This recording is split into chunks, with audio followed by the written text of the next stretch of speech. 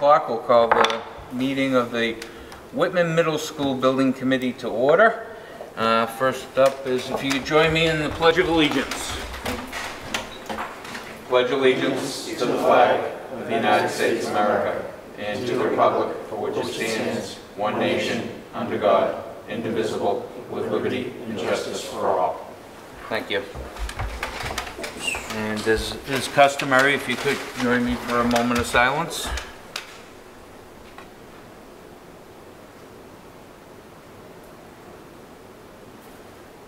Thank you.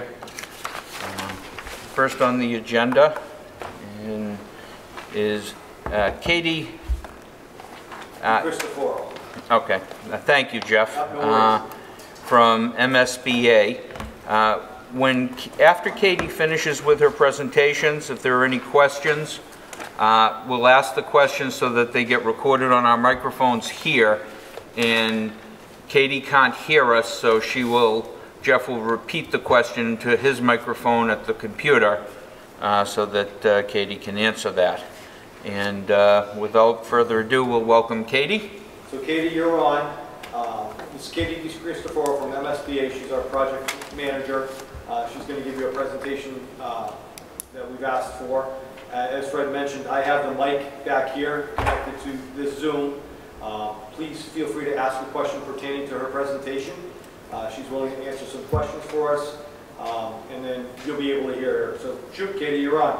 Okay, great. So I am unable to share my screen, Superintendent. It says that I'm disabled for participant screen sharing, so... Let me fix that for you, okay, if I can. Where am I? Here. Hang on. I'm going to make you a co-host, so you should be able to share your screen now, if you can.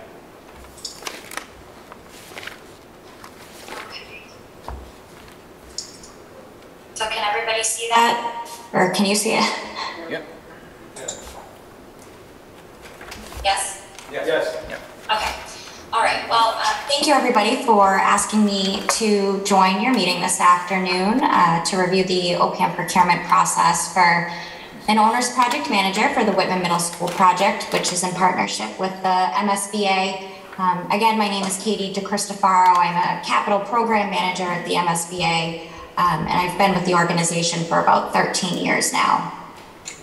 My goal for today is to provide you with a brief overview of the procurement process from start to finish, and this is specific to the OPM, and I'm happy to answer any questions as it relates to this process. And the documents I'm sharing are on our website, and I've also provided them to the superintendent so he could, send them out via email or put them on a shared site or something like that to help facilitate any additional reviews you'd like to do of the materials. I'll also just pause and say if I freeze or if you can't hear me, please just let me know.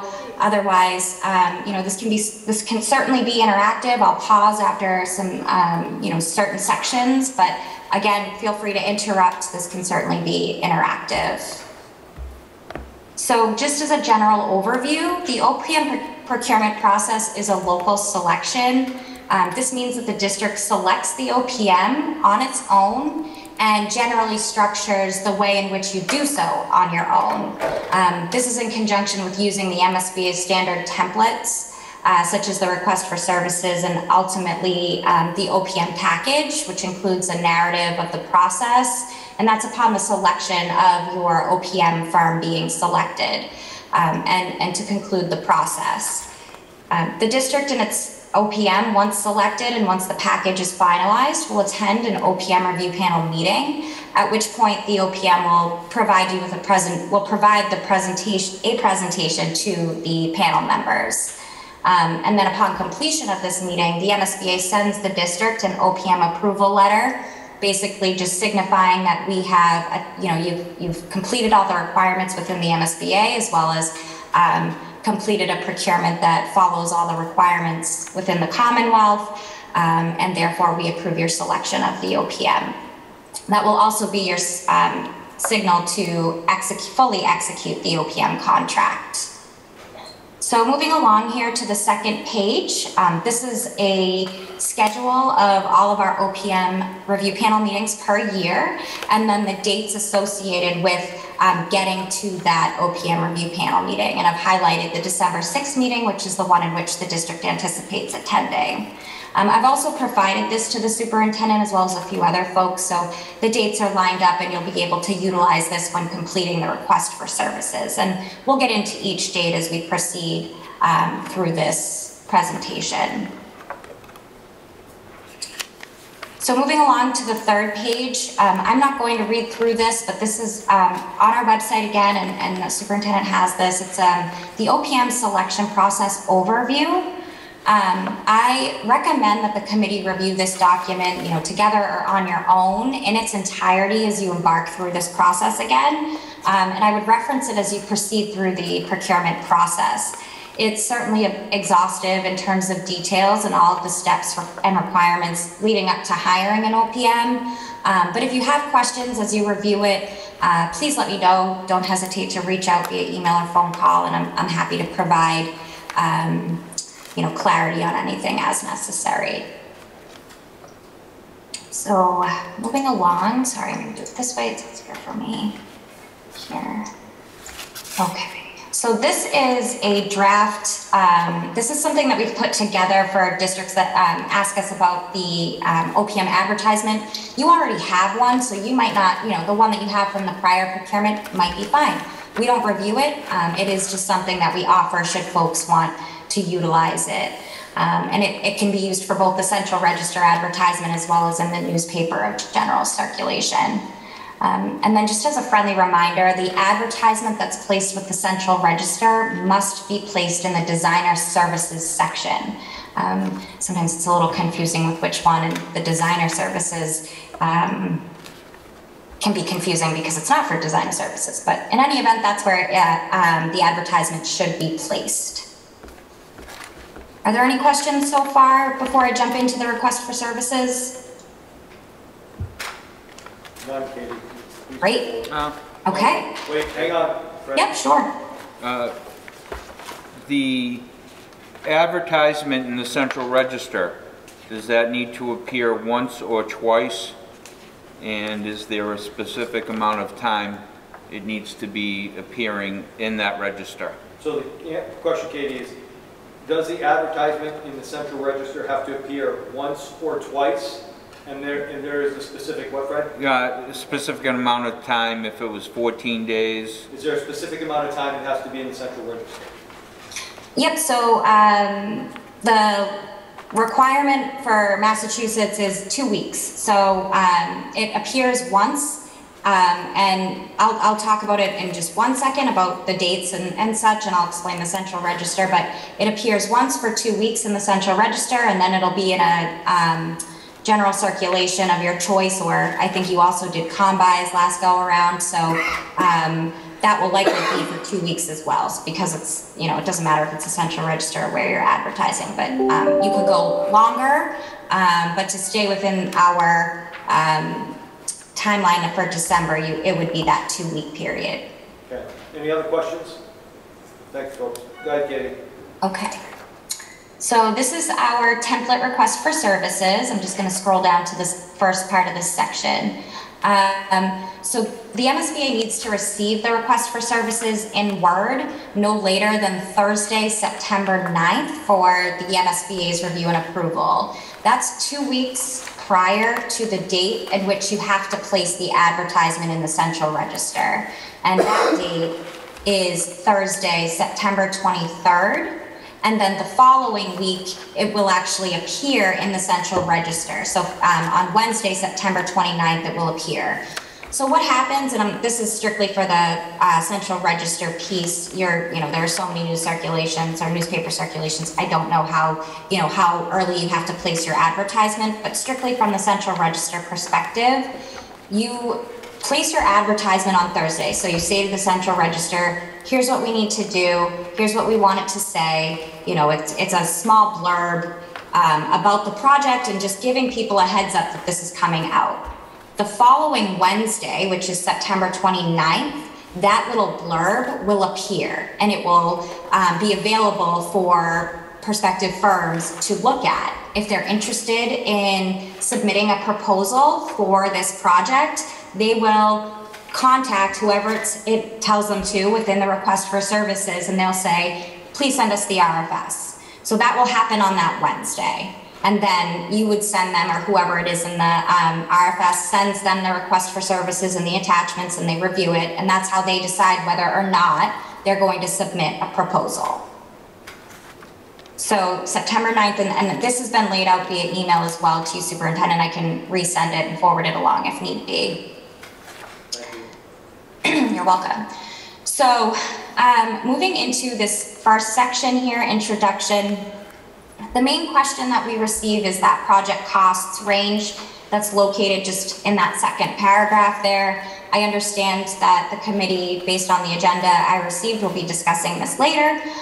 So I'm not going to talk about it today. But, you know, as you did previously, I recommend using the MSBA's website, which has a lot of cost data on it, as well as any information that the district has on hand.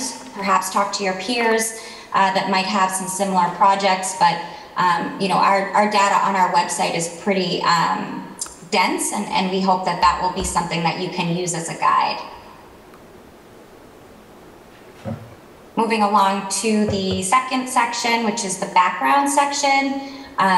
You know, I think that you know, the RFS that we had previously, perhaps you're using some or all of it, but generally what we see in this section is reserved to discuss the overall district information. So how many schools are within the district? Information about your regional school district. So you have Whitman and Hanson. All the kids go to Whitman-Hanson High School. Hanson kids go to Hanson Middle School. Whitman kids go to Whitman Middle School. Some folks decide that they want to talk a little bit about their local governing bodies. You know, we have a superintendent, we have a school committee, we have a board of selectmen. But that's kind of what's reserved for this section versus the next section, which talks more about the project description, objectives, and scope of services. Again, I think we were able to pare down the prior RFS, so perhaps you're using that. But you know, generally what we see in here is information that comes from your statement of interest, and it describes the current building's conditions, its deficiencies, as well as the agreed upon study enrollment between the district and the MSBA. And that language, again, I had copied and pasted into the request for services, so that certainly needs to be put back in there. And if you don't have it in there, I will end up inserting it anyway. I will just caution you though, when you are putting this together, you know, your statement of interest that you submitted to us and that was a result of your invitation into the program, that is going to be attached to this RFS, so there's no need to copy and paste, you know, and make this a voluminous document. You know, use that as your attachment. It can supplement the request for services. I'm going to just finish up this section. So these ranges here, the 1, 2, and 3, these are durations that the MSBA has put together within the template, and they're recommended based upon the MSBA's experience while working with districts on a large number of projects. Remember that this is a budgeted schedule. You can certainly, you know, cut it down by a few months if that is the case. That's great. But, you know, this is a typical schedule that we have seen throughout the life of many, many projects. So, you know, we like that to remain intact, but if you have reasonings for why you wanted to slim it down a bit, that would be something that we could talk about. So I'm going to jump into section 4, unless folks have any questions at this point. Hold on just a second, Katie. Anyone have any questions for Katie at this point? None, Katie, keep going, please. Thank you. Okay. So this next section is the minimum requirements and the evaluation criteria. This section here, the evaluation criteria 1 through 11, are what you will be basing the proposals that are submitted to OPM, submitted by OPM firms on. So we have all these questions listed here, selection criteria here, that they will answer in their proposals and submit to the district. We ask that you put point allotments next to each evaluation criteria. And then for question 1, you'll see that there's an A and there's a B. And so we would ask that you put allotments next to A and B. So A is 5 points, B is 10 points for a total of 15 for question 1, or whatever it is that you decide those allotments might be.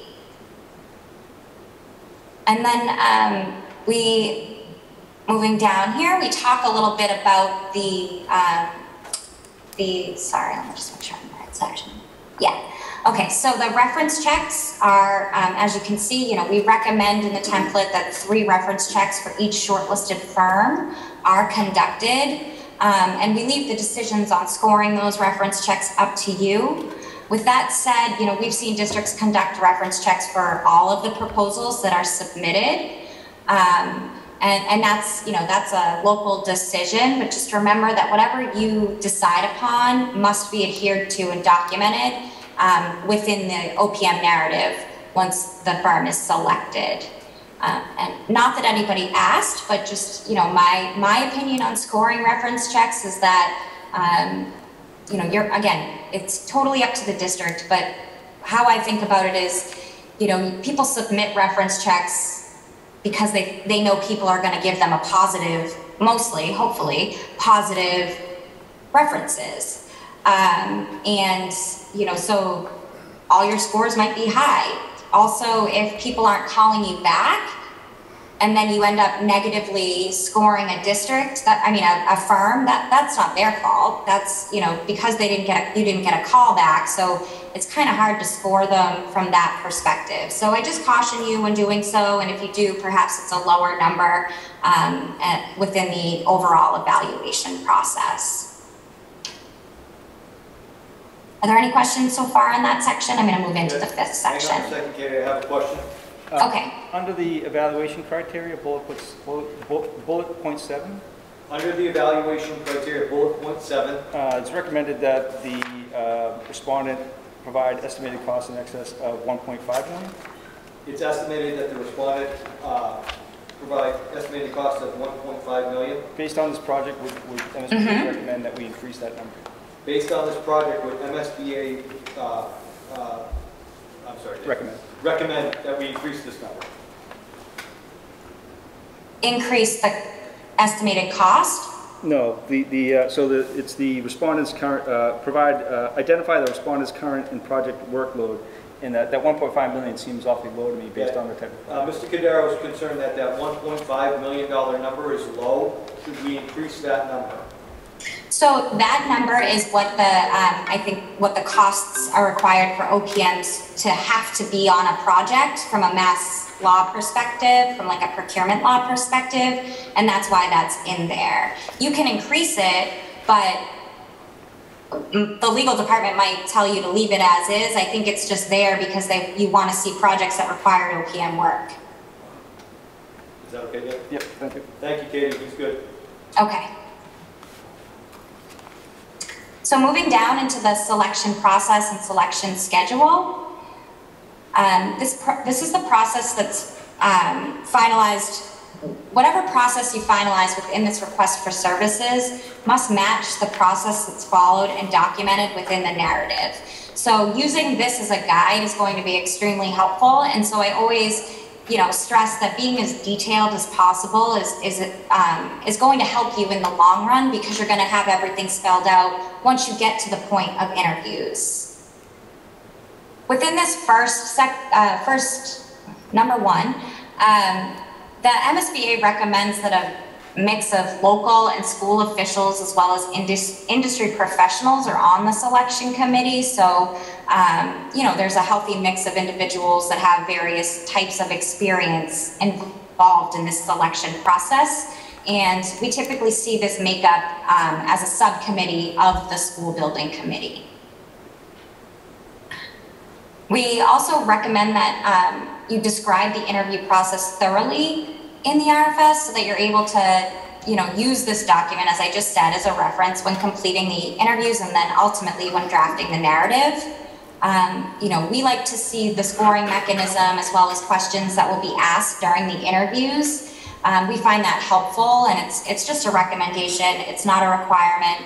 I think when you're interviewing people, less is more. So, you know, you might not have the questions that you're specifically going to ask, but, you know, even just saying in the RFS, we're planning to ask X number of questions, each will be worth X number of points. Getting too fancy with, you know, we're going to add them together and then multiply by 50 and then do a percentage, that's, number one, confusing. It's not going to be helpful at the time of when you end up scoring everything. So, you know, less is more, keeping it as simple as possible so that when you get to this phase, everybody remembers and it's easy to kind of put everything together and get to that ultimate selection of an OPM. And I will just remind folks that the questions that are asked of firms during the interviews must be the same unless questions arise organically as a result of, you know, the interview questions that you're asking, or if it's about a specific firm that, a specific project that this firm has managed. Are there any questions about that section? I haven't seen it, Katie. Keep going, please. Okay. So these dates listed in here are some that can be taken from that schedule that we saw earlier for the December 6th OPM review panel meeting. And this last date here is referencing the date that the district will execute the contract. That typically happens about 2 weeks. We give you about 2 weeks after the review panel meeting to do so. And then just as a reminder, the OPM will sign the contract once you've completed negotiations. But you will, and that will be submitted to the MSBA as an exhibit, but the district will not execute the contract until after the OPM review panel meeting occurs. And that's because, you know, you want our blessing before you enter into any contract with a firm. Any questions on that? Thanks, Kate. Okay. And so these sections here, you know, we likely already did this in the first revision or the first procurement, but just make sure that you're including people's phone numbers and addresses here where applicable. And if they're not there, I'll end up cutting and pasting them, so no big deal. The rest of the request for services, a lot of it references the attachments. You're more than welcome to add additional attachments. We just suggest checking with your local council to ensure that, you know, any certifications that you're incorporating are, you know, acceptable and a necessity when, you know, when you're submitting this. And our legal department will also take a look at it. Once the request for services is finalized, you'll repeat the process that you did previously with me. You'll send it to me for review and approval. And this might go through a number of iterations. And so, you know, your committee should be aware of this. That is the case with every district that I work with.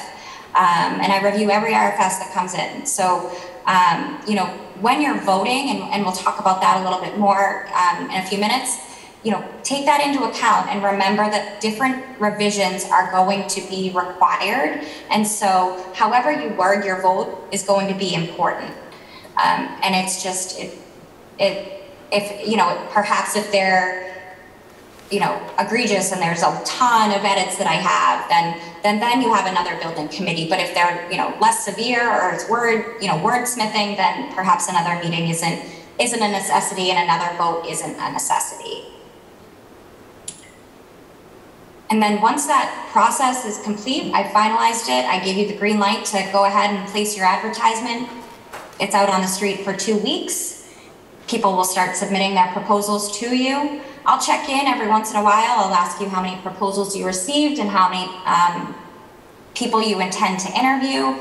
And then, you know, we'll touch base again once you've had your selection and if you have questions as you're completing your narrative, which is the part I'm going to get into right now. If anybody has any questions about this process or, you know, leading up to the narrative or the OPM package submission, happy to take those now.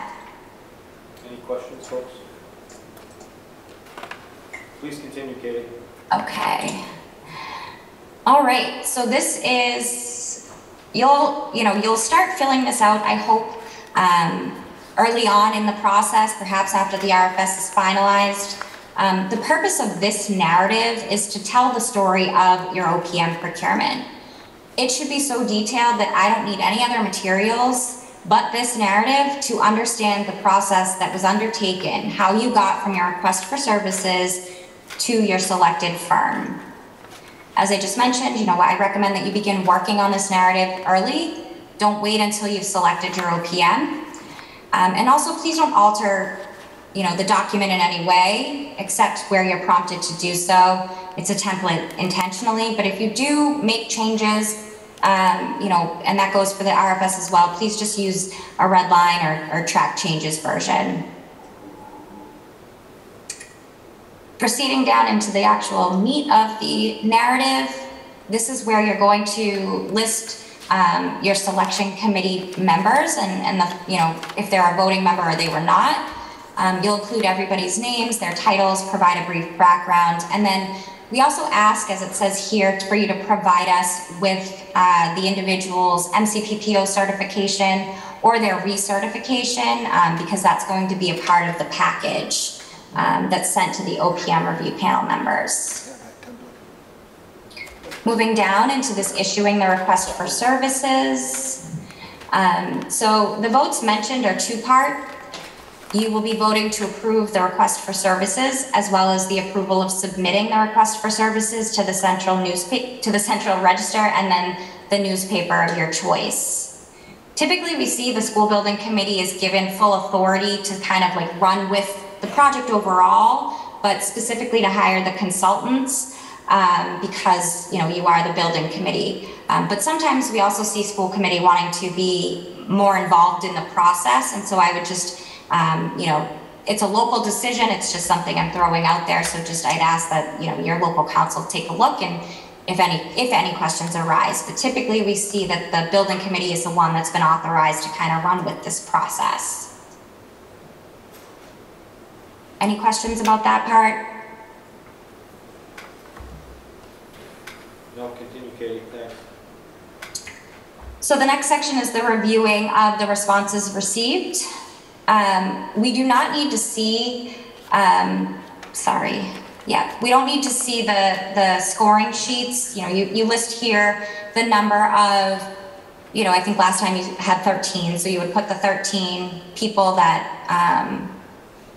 submitted proposals, and then you get into, this section where you're evaluating their criteria. We do not need to see the scoring sheets. In fact, I don't want to see them just in case there's any mathematical errors in them from the subcommittee. But you'll use those, and we have a template at the bottom of this narrative that you could use while you're evaluating them. But you'll use that to evaluate the proposals using that evaluation criteria that was listed in the RFS. With the point allotments I described earlier, you had that first question that was A and B. That's what you'll use. And then you'll compile the subcommittee scores, put them in this format, and then from there, you're able to see who you are planning to shortlist. While we don't need to see the scoring sheets, I recommend that you keep them on file, for your records and in case a firm or an individual wants to see them or has questions. And you'll copy and paste where it says insert the OPM's evaluation criteria. You literally copy and paste that from the request for services. Again, as I mentioned, you'll use this as a basis for the who you plan to shortlist and interview. And then it asks you to kind of describe that process. So again, if it's in your RFS, that's great. You basically can copy and paste, but update it to reflect past tense versus future tense. And, be specific, be as specific as you can. And typically we see three firms be shortlisted and interviewed, but sometimes there's 4 or 5 if the scores are pretty close, which makes sense. If people are scoring that close and you want to have them interview, that's more than acceptable and logical, but we would just recommend that you don't get into 6, 7, 8 firms because that's a very long day for everybody. and it's a lot. But you also will base it upon the number of proposals that you receive. The narratives section, so this talks through those interviews, and these are the narratives that we ask you to put together as a result of the interviews. So this should be very detailed. We've seen this done in a variety of ways, but again, please be thorough. I personally recommend that you use your questions as a way to record them while you're listening, and that way you're able to literally just kind of type it in, and you have question A, question B, answer B. And that just is the best way for us to understand the process, and it keeps you organized as well. And I also suggest, again, talking with your peers, perhaps people that have gone through this process previously might be able to supply you with some questions that you like, and or a scoring mechanism that you also like.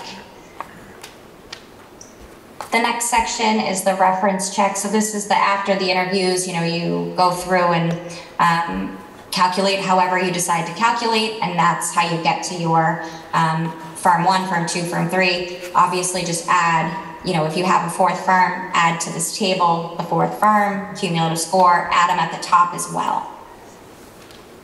The next section is about those reference checks. This is also an exhibit, which it mentions here. It's an Excel file, which is on our website. It's also located in this PDF, so I'll show you what it looks like. But it's pretty straightforward. It's just asks you to put the person's name that you called and how they evaluated them. And it's good for when you're calling them because it gives you, you're able to use it while you're, on the phone with the individual. Moving down into this final ranking of all interviews. So there's 3 listed there. If you interview more than 3, please add the fourth firm as well. But, we ask for you to provide some rationale for why you ranked each firm the way that you did. Again, be specific and document differences amongst each. And this is going to be especially important if scores are close. And then the conclusion statement is just, a lot of just fill in the blank type things. Exhibit G is referenced here. That's the OPM contract. Again, it will be signed by the OPM firm only, and you'll supply that as Exhibit G as a part of this general OPM contract, OPM package. And then this section here, so Exhibit F, which is listed right here, it's the OPM procurement certification. It must be signed by the MCPPO individual, as should, he or she should also be initialing on that far right box, just making sure everything's all set. And, it's basically to certify that the procurement that was completed happened in accordance with with applicable procurement laws and, the MSBA's process as well. This can be found on our website, and then I also have an example of it in this document. So I'll show you what that looks like as well. And as I just mentioned, this is attachment A, part 2, and the initials are reserved for that MCPPO individual. So just going down here. So this is the scoring sheets that we don't want to see, but it's something that you could utilize if you wanted to. We just provide it as a guide. This is Exhibit F, just having this MCPPO person fill this out, signing it, dating it. And this is the Exhibit G, Exhibit E, which is the reference checks. We call it a matrix. So pretty nice to fill out, and then below is just kind of provides you with a little bit of background as well as some questions that you can ask these people when you're calling them. So once everything is all set, I should also say that once everything's finalized and you're ready to submit the package to MSBA for review, you might want to hold off on having the CEO and the MCPPO person sign the narrative until it's gone through at least one iteration or perhaps two with the MSBA. That way you're not having them sign multiple times, and it's just easier to sign it when it's completely finalized. And once that happens, you'll send it to me. Once the package is generally finalized between the district and the MSBA, we'll send an email to the district as well as your selected OPM firm, letting you know, you will be attending that December OPM review panel meeting. Here is the time that we expect you to present. We just got pushed to fully remote still. We were supposed to start on a staggered schedule after Labor Day, but we've been pushed to sometime in October at this point. We work in Boston, so I'm assuming this is going to be via Zoom, but it might be in office. I doubt it, but just letting you know. But we'll give you the time as well as provide you with what we expect to be put together as a presentation, again, by the OPM firm. And then you'll come to the meeting, and we'll send the letter, as I mentioned. You'll execute the contract, and then you'll be ready for designer selection. And that's my presentation. Questions for Katie? Any questions about this process, anything that she spoke about today? Ms. Should, just by what she said about multiple revisions of the OPM RFS, is it her understanding that the building committee should be made aware of all revisions? Sure. So the question, Katie, is from Mr. Lamontina. When you talked about revisions to the RFS OPM, should the building committee be made aware of all revisions to the RFS?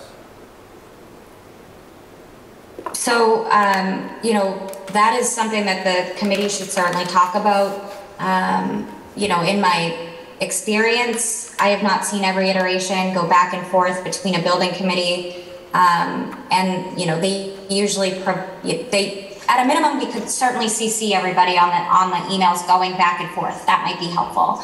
But typically the person that's drafting the RFS is kind of going back and forth with the MSBA. Because I hope the RFS is in pretty good shape, it will not require, the amount of revisions it did back in early July. But again, it's a local decision. How you guys want to make sure everybody sees everything is not up to the MSBA or something that we would be responsible for. So we leave it to you to determine. Randy, is that good? Yeah, that's it. That's good. Thank you. Any other questions for Katie? Seeing none, Katie, appreciate your time. Okay. Very thorough. We'll be in touch relatively soon. Excellent. And have a great evening. Thank you so much. And you're welcome. And just, after you review the package and you have, additional questions, you want me to come back, please know that that's what I'm here for. I want to see this project proceed, so I look forward to anything you have and receiving the RFS. Awesome, Katie. Thank you. You're welcome. Take care. Bye-bye. Bye. Get some lights on.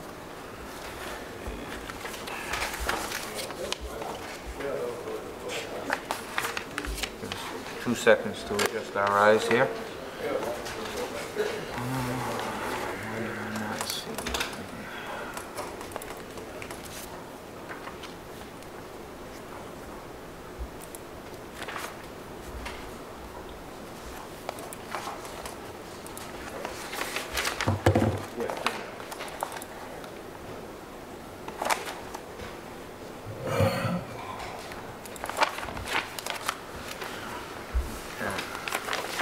All right.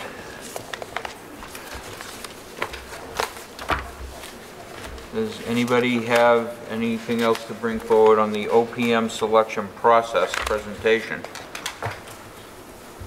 Or on the process itself? Although we will be revisiting that in a few moments. Meeting minutes approval. Meeting minutes, has everyone had an opportunity to read the minutes and look them over? So Fred, just in your package, I don't know why Michelle put August 4th meeting minutes. They are not done. It's just the Okay, so we'll, when we get to those, we'll motion to pass over those.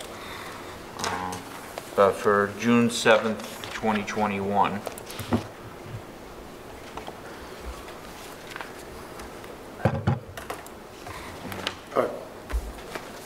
For some reason, it's not coming up. Do you have a copy of it?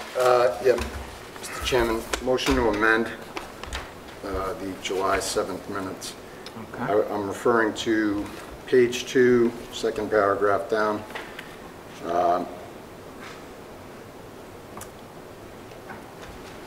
I would strike from the current until the end of the second sentence. I would strike the current reimbursement rate is based on the current grade configurations of grades 6 through 8. The committee suggested current trend in square footage cost is $550. A grade configuration would be, 6 through 8 configuration would be $87 million, and the configuration for grades 5 through 8 may adjust the project cost to $105 million. I would argue, based on my recollection, that this committee never recommended a 550 square foot cost trend, and at no time during this meeting was factors of 87 to 105 million presented. As a matter of fact, I would make a motion that Mr. Sandlin stated the cost was between 50 and 85 million based on how the school sits now, grades 6 through 8. Okay, I have a motion. Do I have a second? Second. I have a second. Okay, discussion.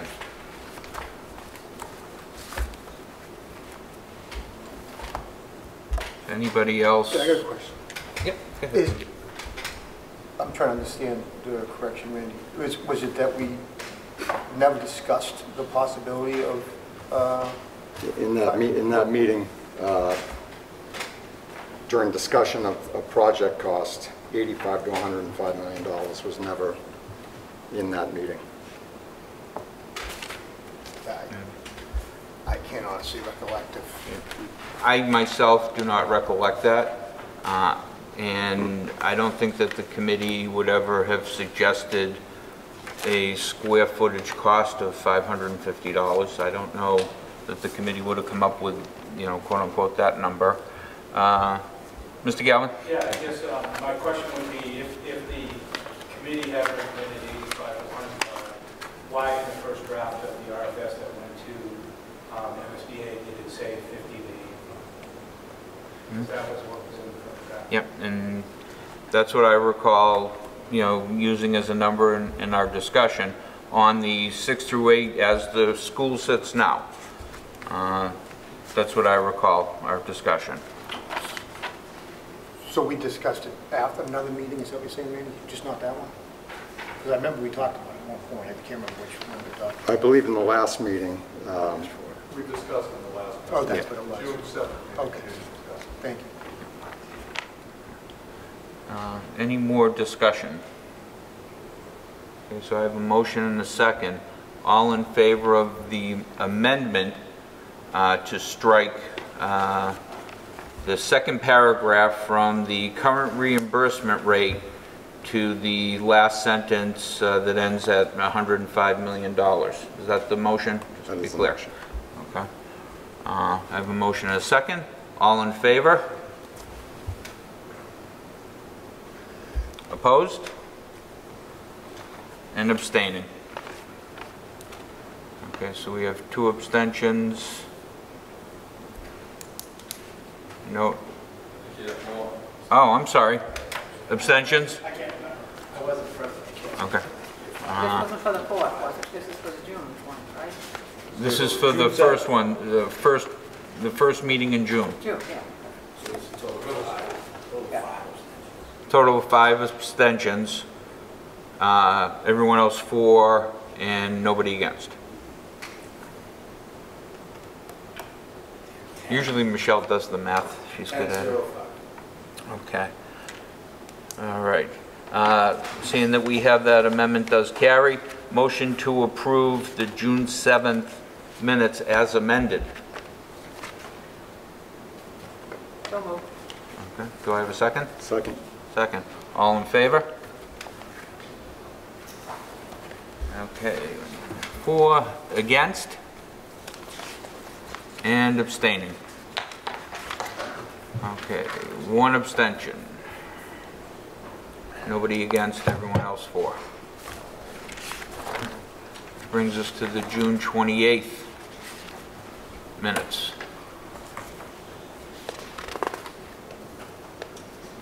I would entertain a motion on June 28th minutes.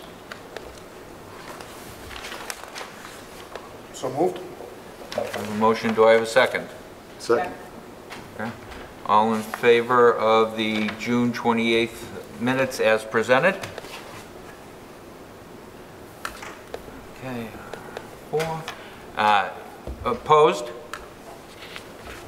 And abstaining. So everybody for, no one opposed, 1 abstention. And I would entertain a motion to pass over the meeting minutes of August 4th. So moved. Have a second? Second.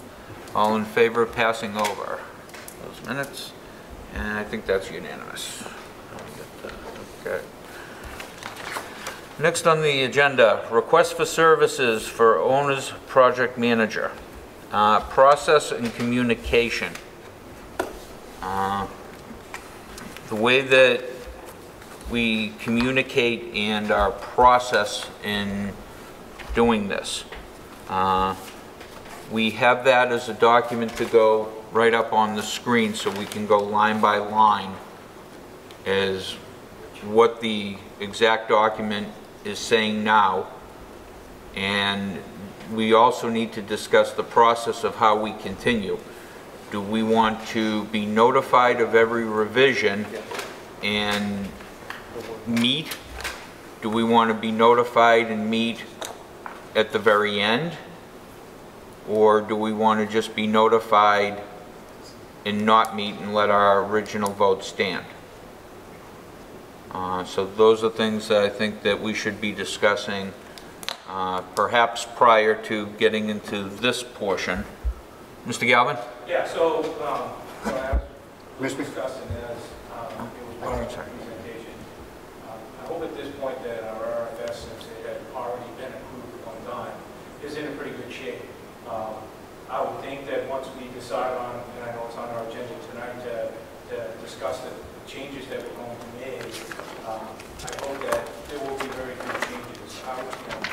For myself, I would like to be copied on emails that go back and forth so we can see what they are. But I think if it would be important for us at the very end to decide if we wanted to be based on what those revisions were. I mean, if it's we make these changes and approve them and they have selection sets of wordsmith things, then we're probably okay. But I don't know how to do that. Mr. Scriven. Yeah, so last meeting, I actually proposed the idea of CCing everybody, and I feel like that was my naivete and inexperience or something like this, because to have that degree of back and forth for one document, I think this is counterproductive, and we're setting a bad precedent for ourselves. I think as chair, working with the superintendent, it's perfectly within your position to, handle these things, and we come to the meeting and then you tell us what transpired and where we are, and then we vote on it. You know what I mean? I think to continue with the process that we've engaged in at this point, I feel partly responsible for bringing it up, but it's not going to be, not to mention the need to maintain civility, professionalism, and things like that. So that's a whole other issue. But it seems to be it's a very cumbersome process that to come up with one document. And everyone's I think it's perfectly within your ability to do that. Mr. Farrow, then. Yeah, I listening to Katie and listening to everybody, and I wasn't at the last meeting, but I think that it would be, I don't think everybody seeing a CC is bad, but I think if there's a revision that somebody would like to suggest. I would like to change, I think what was adopted, to have that go through Mr. Small as chair and Mr. Simonak as superintendent, and then they get it to the parties that are going to do it. I think that, like she said, if everybody has the ability to look and see what the changes are, that's fine. But I think if somebody then needs to, if it's something that's more than a wordsmith, I think that that individual should go through the ask, just like we do a regular school committee now that's been installed, to go through the chair and you, Mr. Small, and the superintendent, so that those tasks can go out, so that we can all be on the same page and keep good relations and civility and concentrate on the issue at hand. Ms. Besson. I just personally think that we're meeting today because of issues of non-communication. I think we should CC that, at least for the immediate future, until things start running in a straight line. Would Jeff beat you by a half a second? I don't disagree. I think the CC is good. What I would propose, what George had said, and Fred and I spoke last week about communication over the weekend. It just funnels through the two of us as far as revision. But CC on everything, I think that's a beneficial piece for everyone to be in the know as it goes back and forth. But the ability to change something is our challenge, because that's going to be the snag. I agree between Jeff and Fred, to be honest with you. But I would like to be popular in everything, just so we are. Yeah, I just wanted to, I didn't mean to suggest we shouldn't be CC'd. I meant the back and forth. Right. That's what I was getting at. Mr. Lamartine. I agree. I think in this day and age and with the Google Drive, that to provide information and transparency is really what should be done. I do slightly disagree on just two people making the decision.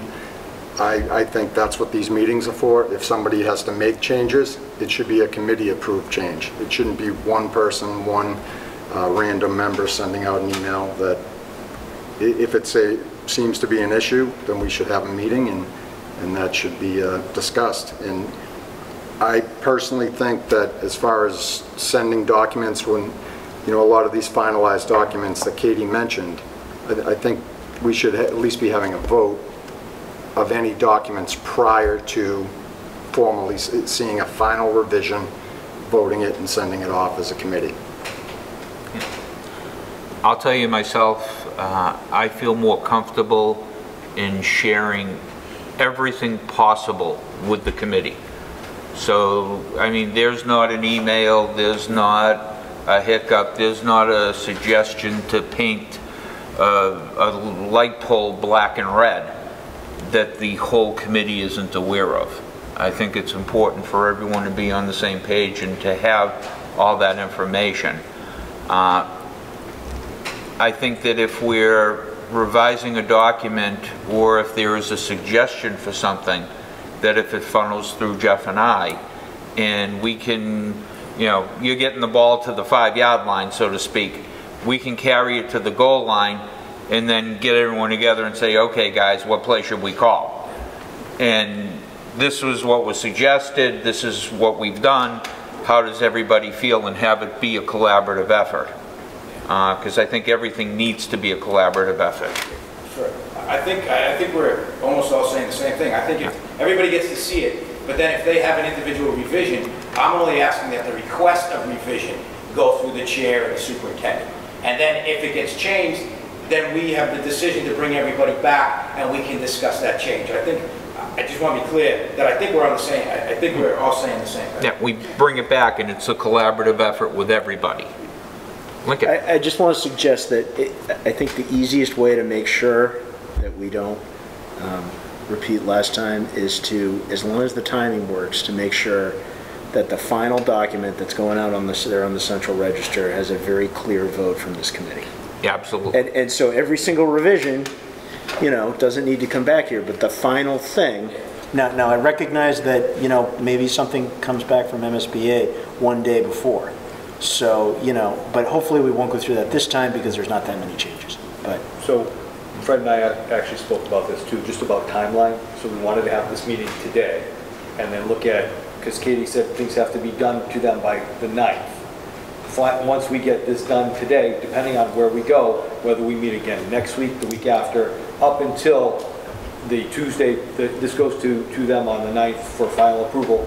The final vote has to be that week, the 6th, 7th, 8th, somewhere after everything's back and forth. So anticipate, depending on where we stand today, with the recommendations to do that, then kick that to MSBA, let them kick it back. We can send it out with the final vote being the Tuesday or Wednesday prior to Thursday the 9th. In a meeting format. Yeah. I don't, oh, Beth, I'm sorry. That's okay. Yeah, I agree, you know, with what has been said. I just want to caution everybody to make sure that if you have questions, to do it right away. Make sure, because the timeline is so important. And everybody, we need to get this done. We need to file this in. We need to get it done on time. So make sure that anything that is critical that you need, you do it right away to get it to Jeff and Fred, so that we don't miss the timelines on this. The students and the parents who live in Whitman cannot afford to pass up on this December date. So please make sure that we do this process, and that, you know, if you have little revisions, I don't see where I need to see, because you're changing a word, unless, but I mean, if everybody sees it, fine. But if you've got a whole bunch of people who question, then I understand. And I just want to address that. If we get something back from MSBA, it goes up on the Google Drive with a quick email. Document's been added to the Google Drive for you to take a peek at. You know, verbiage was added by MSBA, you know, etc. Just so everyone's on the same page. I'm sorry, Mr. Lamartine, and then Jeff, or, okay. What I will say is that if you have the chance to look at some of the back and forth between MSBA, you see their notes, and they're explaining why they're making changes. And so I think a lot of the questions, by seeing these documents, you get your answers. You know why they made that change. You're not going to need to go to Jeff and Fred, because hey, why'd they change that? They're actually saying it over in, you know, in the right margin. Yeah. And that, in the Google Drive, you can all see that. So that's an added benefit. You know, it's my intention that we're pulling up the approved request for services that MSBA had. We're putting it on this screen and we're going over it, and we're making any changes that we see necessary right now for us to be able to use as a submittal. But we're using that as our template right now, so hopefully we're going to be very much ahead of the game right now. That's what I have up there right now. Ah, perfect. So if anyone else has any questions, if not, with further ado. We have to get the draft drawn first. So we did a suggested edit too as we go along. Okay. With dates and you know, edit one, page one, the edit that is there is the dollar amount. And let me just, if I have a little liberty, I just want to share, I had the conversation with Katie and Diane Sullivan last week. Good conversation. Diane was actually on site at Whitman Middle School. She's one of the higher ups at MSBA, and she supports us in this project. She believes we need something to be done. And she asked me a question. She goes, what do you feel the committee's looking for? Are they committed to a project, either a rental or a new building? And I said, I can absolutely say that this committee knows that we need something to be done at Whitman Middle School. It'll determine whether it's a rental or a new building later on, but everyone on that committee is there for that. Then she asked, she goes, cost.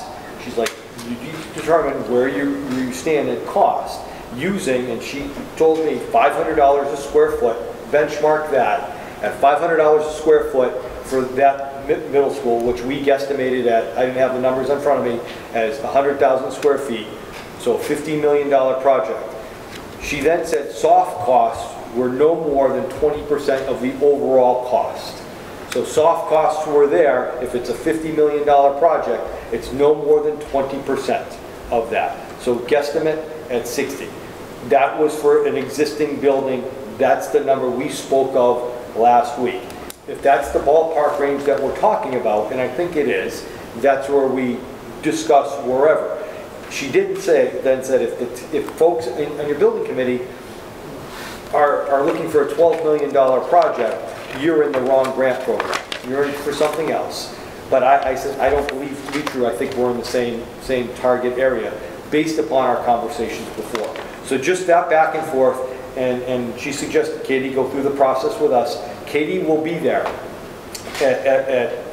when we need her. She also suggested there are other people from MSBA that will come or Zoom in with us that are outside of the project manager piece that can get into the details of dollars and cents if we have questions for them. They don't appear frequently, so a specific ask of, so they can prepare. They're very willing to work with us and assist us in the questions and answer period as we move forward with that. But that's what she said, use $500 a square foot. That's what's on the MSBA website currently for hard costs, and then soft costs were no more than 20% of the overall cost. Now saying we're looking at a middle school of 100,000 square feet or 125,000 or 150,000 square feet, we can do the math here. But that's where she said to ballpark your numbers at, and just so that the committee has an idea, that's the most current number off the MSBA website. And I did share with Fred some project costs locally of projects for new construction, and I'll just share these publicly now. In February 21, Millbury was at a $546 per square foot. Rockland was $566 per square foot. Easton was $505. DY was $503. Sharon was $526. Amesbury was $499, and Boston was $672. Yes. 100,000 square feet. Where did we come up with that? Is that based on the enrollment? So she gave me that number as a ballpark. It's in the RFS, what the square footage of the building is right now. That's the current building. The current building. If we were going to rebuild a new building for a 6 through 8 or 515 students or whatever the number. That's the number in the RFS. If that's what they accept, that's the number they're using right now. I think it's as is. Do you know what?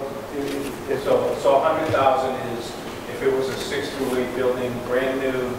Well, she said use our numbers, because as is, if we just blew up the building right now and used the same square footage at 105 square feet, they'd rebuild it at 105. Right. But what would, if we're building a building for what they're saying our pupil projection is, which is 515 for 6 through 8 and 675 for 5 through 8, how big of a building would that be?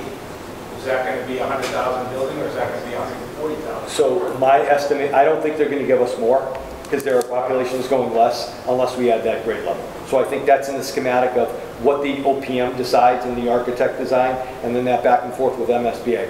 She's just looking at the hard cost, and if we just, she said, as like building, for instance, it's 100,000 square foot or 103,000 square foot building, these are the costs that you're looking at. So 107,980. 107,980 is what the square footage is for that building currently right now.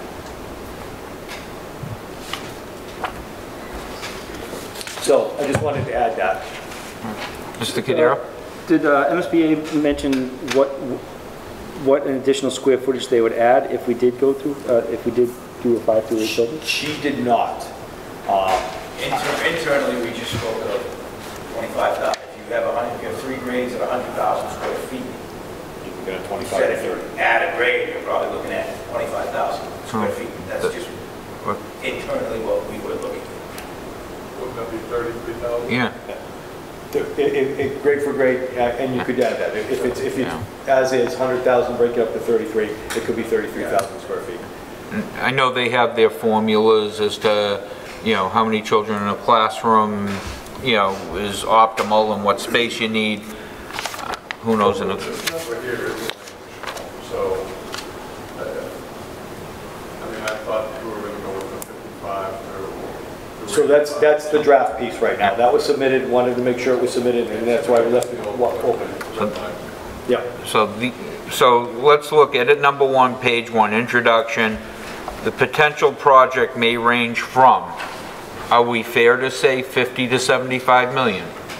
Is that a fair estimate to put on there? To 75? 50 to 75. That's long. If we base it on MSBA's numbers Yeah. at $500 a square foot, Well, 50 just gets you the building. plus 60 with the soft costs. So that's right smack in the dab middle of 50 to 75. Do we want to say, you know, I mean, again, it's a range and it's an estimate. Right, because it could go over and we don't have the, I mean, if building costs go up, we don't have a say in it. But we're not at the point where I know. you know, we're trying to give a good faith estimate Okay, so as to what this will be. All right, so here's my question. If we change our mind what we want the building to be, and it's more than what we estimated on the RFS, does it matter? No. No? Okay. Okay. Lincoln, Just curious, if there is a new building rather than a renovation, the demolition costs probably aren't in the $500 per square foot, right? Just asking. I'm not sure. I know when we did this school, demolition costs were not part of it at all. Yeah. And the other thing is just about fields, and you know, if it is, especially if it is a new building as opposed to a renovation, there's some sort of field replication, presumably, that's not included. So I'm just bringing up those 2 points. Okay. So are you recommending make the range wider? If we want to include those things. Well, I think we have I to. think we should. It's smart to. I just have a question, because it says that demo costs are not involved, so we have to add that. Yeah. But fields, but is that, I guess my question is, and this is just my inexperiences, is that based, is what we're doing just based on the school for the reimbursement, or is what we're doing based on the scope of the project? I guess that's my question, I don't know. I believe it would be based on the scope of the project. The entire project. Yeah. I would say that fields and potential demo Has to be. has to be included. Yeah, because there's no way in heck you could ever take a field away. If anything, if we could add a field or two. I don't disagree, right? Yeah. So, I'm sorry, Paul? To your point about, you know, that range, changing that range, you can, but when you go through the whole process of selling that range to the community and bringing the OPM in and having them sell that range, and then you change it to a higher range, it makes the sell more difficult. That's kind of what I was going at. Yeah. I'm sorry, Chris? Thanks, Paul. That's exactly was my concern, Yeah. going back on, I think it might have been the 7th, That's what that I was meeting where we first talked about this. And I was trying to convey my perspective and point that it's a little premature to do that for that reason. So the number of 50 really does. What if it was a renovation? What if they come back and they say, we'll only support a renovation? That's probably would cost that. You really think that? Personally, I don't think so, but they will dictate how their money gets spent. So, it's not binding either way, right? Correct. So what happens is we enter this phase, we get a project manager, and then enter into the design phase. Correct. The designer or the architect will then determine layout, locations, far more than we can imagine, and come up with a very good cost estimate. And it's at that point where you sit down and, well, like this building, like I had said, you know, we sat down, they hit us with a number. This was actually supposed to be an additional floor. And wait a second, we can't afford that. Or did we go up instead of out? One of the two. But we made an adjustment in what we were going to do because it was less expensive. Right. We changed the brick out front from being this brick here to just being here like this in certain areas as an accent, because it was more cost effective to have the smaller fired brick. So. Yeah, I just based on what I'm hearing and my own experience, used to being a painter, paint houses, I think we should shoot. I would like to make the motion that we go from 50 to 85 million, because everybody likes it if you can be low. No one's going to get mad at you to be low. So I'd like to motion that we make the range 50 to 85. Second.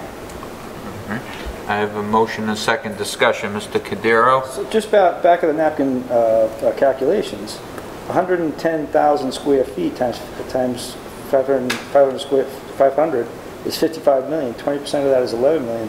So right there is 76 million, not including demo and field replication. 60. Thank you. 66 million.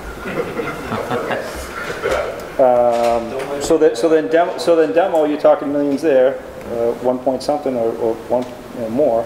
Field I have replication, no you're clue talking- what demo would cost. You know, and I know you have some asbestos on the tiles there. Didn't we have an issue with the police station, remember we showed when the demo happened? Well, they forgot about, That was $1.2 million over the budget. So Yeah. I'm just going concerned, I mean, I just want to start to over 50, 85, it could be more. Especially when you get the fields and towns and all that. Well, that leads me to my question. My question is, does the OPM assist us with the demo and the field replication? oh yeah, oh yeah. Fred, if I could answer that question. The process we're going to go through, Dave, is the OPM is going to come in here and help us write the designer selection document. And we'll have these meetings just like this and come up with the direction we want to head. That's when they'll start to narrow down the real costs that are out there. Jeff gave you some examples that are out that he has. There are going to be multiple more out there, but they're going to identify what needs to be done in that building. If it's demoed or if it's renovated, and that's what the cost will start to get more and more refined through the OPM. So there's a motion out. Yep. So we have a motion and a second. Any more discussion? Could you just repeat the amount? 50 to 85 million is the range I suggested. We're still in discussion? We're still in discussion, Mr. Scriven. Yeah, I think Lincoln brings up a good point, and we should, whatever we vote on today, we should consider all the potential variables that we know of at this point. So if it needs to be a little bit more than 85 to capture, then we should do that. So on the napkin, you had 66, Dave? 66. Previous to any fields and previous to any demo. So I guess my question would be, is maybe for people in the field, if you know better than that, that this is 14 million too conservative to then do, because you're going to have to do parking lots over, you're going to have to do fields, parking, if it's a new building, fields, parking lots, and demo. Yeah, I think we'll be fine. Okay. You think that's a decent ballpark? There's a lot of money left. I mean, if you take $550 at 107,000 square feet, is 58,800,000 and some odd thousand. Then you take 20% of that is 11,000,007 and change. So that puts you to 70 million before you're talking some of the other incidentals that are non-reimbursable. So I would think that that would be a very accurate type range. I don't know how anyone else, Mr. Lamantina? Just to kind of play devil's advocate here.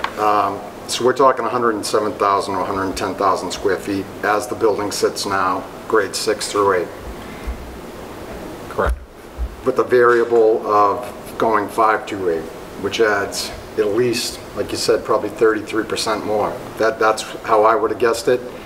I looked up a recent school project, and if you can send that link out, very similar situation where the East Middle School in Braintree just went through a project, and it was a renovation. A renovation to keep the same grade level the way they had it. I think it was roughly 870 students, priced in, I think, at $42 million.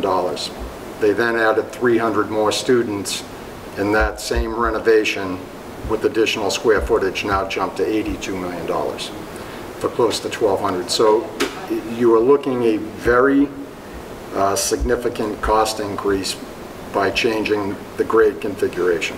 And that's something to be aware of. And is that something, I mean, at the end of the day, we can toss out numbers, starting numbers and low end, high end, low end. And yes, I think everybody that's taking their time knows how imperative this project is to pass. yes, we want a solid educational plan that carries us into the future, but it's going to have to be a balancing act with what we think is too much of an ask on the taxpayers. And I know we don't need a guaranteed hard lock number right now, nor should anyone in this committee be able to give that number. I don't think any of us can speak for the taxpayer, but you know what is too much for yourself in your own home if you live in Whitman.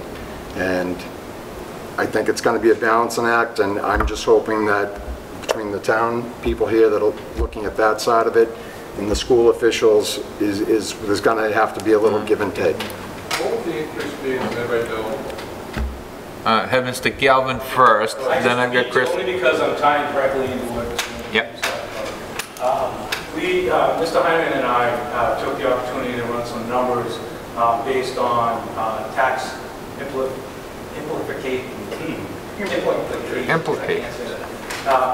If the building happened this year, so let's say fiscal 21, if we introduced, at town meeting, and actually it would have been last year's town meeting because we haven't set the tax rate yet for fiscal 22, what would it look like to the taxpayer on a 50 million, 85 million, and 105 million? So I just wanted to pass out this information so that everybody can take a look at it.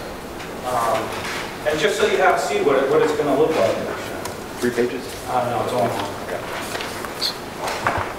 Got it. Thanks, John. Thanks, John. John, this has the reimbursement with it. I'm sorry? It shows the reimbursement minus the It was reimbursement. based on, we ran the numbers based on, we were conservative. I ran them at a 50% reimbursement. Why don't we finish with the high school? With a 3% bond. Mr. Hyman ran it, just changing it to 2%. And, the impact there, once you start getting up to 85, it's significant. You're looking at bonding $42.5 million if it's a 50% reimbursement. Like we've heard that the reimbursement rate is higher, but we also have to understand that a lot of what we're doing won't get reimbursed. The fields won't get reimbursed. An auditorium won't get reimbursed at a middle school. All of those things. So even if we do get in at a 58 or whatever Ernie said, the average will come down when they don't reimburse us on certain things. So I mean, the numbers are there. It's just informational, really. But if we get up to 85, even at 2%, that's an 8% increase to the taxpayers. I don't know about you, but that's a lot of money. It looks good to me. So, I mean, it's just something to think on, where we're going to go. It's not what we can afford, it's what the taxpayers will vote on. And that's what we have to consider. What are they going to vote? What will they vote on? Mr. Resson, and then Chris. Add a little bit to what you were saying.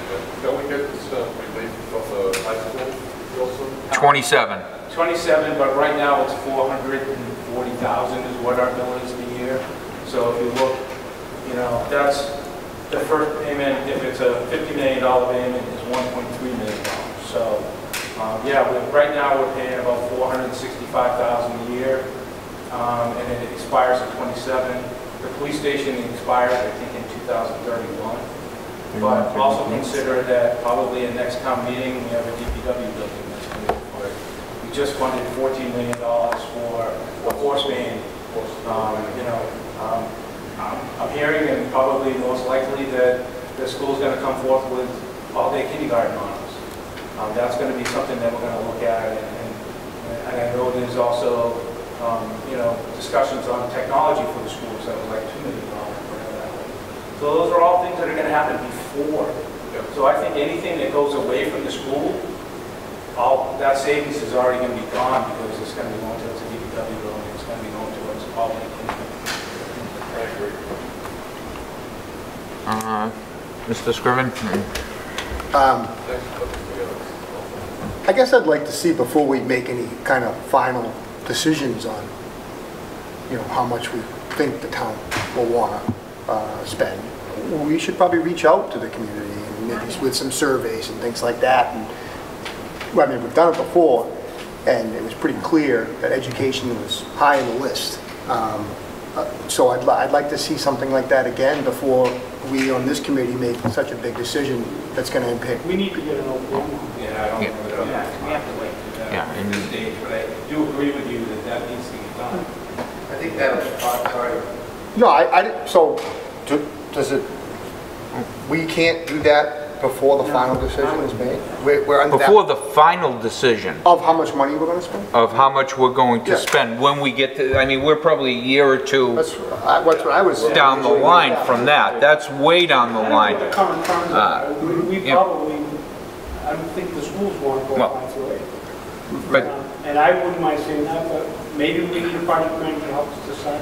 what I feel this committee needs to do, or, you know, we as a whole, we don't have an option to do nothing in my mind. That school is pretty darn bad. George, you lived it every day. We've walked it. We just did it No, today. you, was it? We don't have an option to do nothing. We need to bring to the townsfolks the most economically feasible but educationally sound project that we can do. And with the talent that we have at this table and in this room, I firmly believe we can do so. Some things you can't control. You can't control what a 2x4 is going to cost us. But we can control whether we put in oak in the library or not. And by the way, I didn't know that was happening until after it happened. It was sort of a surprise by AI3. But those are the things we can look at and control. And with a good project manager, that becomes easier. Because that's somebody that lives this, breathes it. That's all they've been doing for God knows how many years. And they know what to look for. And they can be our eyes and ears and give us the proper advice. That's the way I look at being able to move forward from this committee, on this committee. With that, any more discussion? I just have one thing. I'm a little bit leery about the numbers here with the tax rate and getting people all upset before anything is even done, said, or we don't even have a person on board yet, you know, that I'd like to see this stay with us, you know, tax rate. I mean, because we know what happens and the rumors start, and, you know, I've lived in this town for almost 50 years now, and I just hate to see, you know, something like this come out and we haven't even come in near being said. All this, I mean, and I don't want to, you know, say all this document says, because John, you've done a fantastic job. No, I'm not saying that. I'm just saying. But what this document says is that if you bond X amount of dollars based upon these conditions, this is what it will cost the town. It would have been for this year. Yeah. You know, that could change. You know, based upon these conditions. That's what this document does. And I hope Mr. Galvin keeps reminding us of that throughout the whole project, because it's something we need to be cognizant of. But at the same time, we need to do something. It's just that simple. Mr. Lamontina. What I would say about this document, unfortunately, it's the cold hard truth. I know that this is going, you know, this is what we're going to have to pay. I think it's up to this committee to, like you said, present a project that we can all get behind and sell it, because for the town, and Lincoln and I have had numerous discussions about this, and I maybe think that's why he and I are a little passionate on making sure it's a fiscally sound project, because there is no plan B. I mean, you know, what are we going to do? Start band-aiding the school? You know exactly what needs to be done up there. It's, you know, it's pretty healthy fixes when it comes time to it that will be going to the taxpayers for $1 million here, $1 million there, $2 million there to try and band-aid this thing together. And how long is that going to last? So, you know, although a couple meetings back I kind of was lambasted for saying this, it's a reality, unfortunately. And I think the more transparency this committee can have, and that people can see that, they can get behind the project. And I think that's what, the necessity will sell itself, and it'll be successful. So, we're still going to skip the 85? We have a motion and a second for the price range to read 50 million to 85 million. Any more discussion? One other thing, I'm sorry. One more thing? So just on the numbers, so again, correct me if I'm wrong, but if the decision is to go 6 through 8, that increases the square footage to 146.66 square feet times 500 is 73.3 million. Soft cost is 20%, 14.6 million. That's 87.9 million. That's, you mean 5 through 8, not 6 through 8. Yeah, but that decision has not been made. No, correct. You know, The decision hasn't been made, but that decision will be made later. So if we're making a motion to... But this is an estimate Right. of, as the school sits now, that's what they want from MSBA. Okay, all right. So that's why it's worded that way, and that's what we have as the school sits. Okay. So, any more discussion? One more thing. Will the MSBA let us know what they think about the 5 through 8? Yes. Yeah, yeah. So what is your thoughts on that? Has anybody got any idea what they're saying? So when we presented our case, they then gave us the range of both sets of numbers as far as enrollment.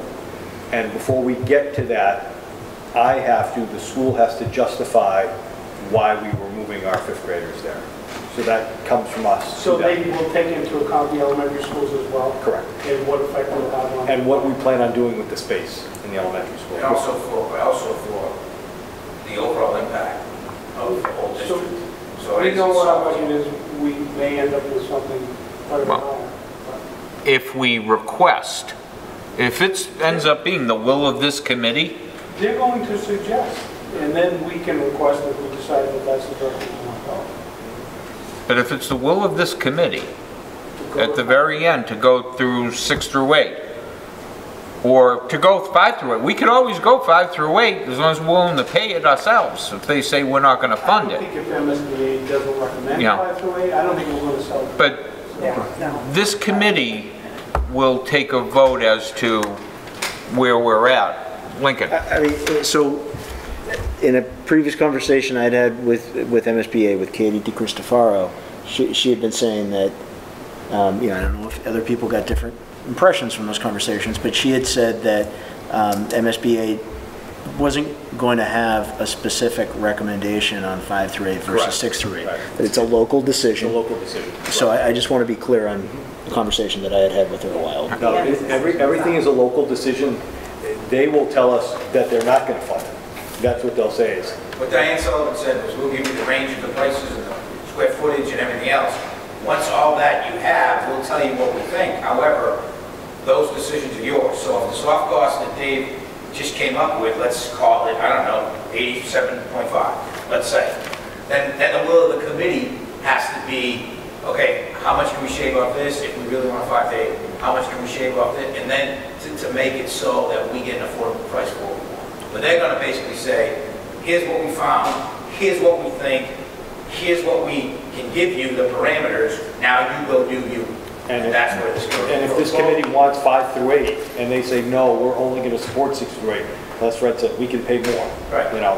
But they're not going to recommend anything. It's a local decision. Mr. Gallo? Oh, my peripheral vision, I'm sorry. What we've had for a while is the feasibility amount, that study that we have funded right now.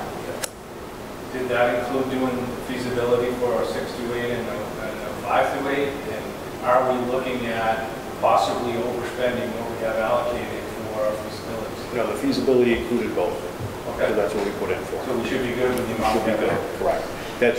That won't go over. No. Mr. Scriven. I'm a little unclear on MSBA's role in this. I understand they're not going to recommend to us what to do, right? It's our decision what to do. But they will chime in on their, like you had said, they would either, they'll say yay or nay in terms of whether they're going to fund it, right? So to me, if they're gonna fund it, there's a legitimate reason why we are considering it, right? It's not, they're not gonna step up and fund something that's, frivolous and whatnot, right? Well, We have to present the case and say, So I think if I present, and we present that this committee is looking, we present both options, and my justification, or our justification from the school department is, we're transitioning 5 through 8, this is the thought process for Conley School, this is the thought process for Duval School, and MSBA says, we will fund either project. I think this committee has a choice to make. of course. If they say, Jeff, no, we think that, you don't look at this, or you're not going to use it as a sped room, we're not going to fund 5 through 8 because we don't think you're efficiently using your schools just to transition kids over, they'll say, we're going to fund a 6 through 8. And I guess my point is that it's not like they're making a recommendation, we have to follow it, but at the same time, it's something to consider. Yeah, they're going to give, I think, prudent thought to what they feel is best. Yeah. But I think the final declaration is Sure. hard. I guess the big thing is, with the statement that we're going to submit following request for the owner's budget and teacher services, it clearly spells out 6 through 8 for, doesn't say anywhere in here 5 through 8. So, and I know it's still, we have to provide. There is a portion in there where it does show both. Okay. There is in the request for proposal. It's in there. It does show both. So I think one of the things, from my experience, is that would be part of the OPM process. Yeah. And they will work with us to determine, year 6 to 8, this is what it will look like, this is what it will cost. Year 5 to 8, this is what it will look like, this is what it will cost.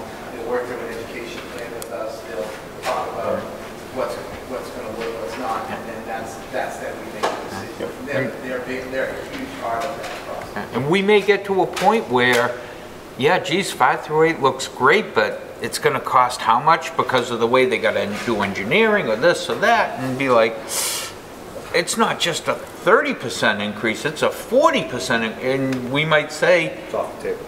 it's just not going to be doable. And it might not be doable at 30%, but we've got to get to that stage and see what that is, and then we can make an informed decision. Absolutely. Is the long-term plan that we did go 5 through 8 to use the extra grades in the elementary school from kindergarten?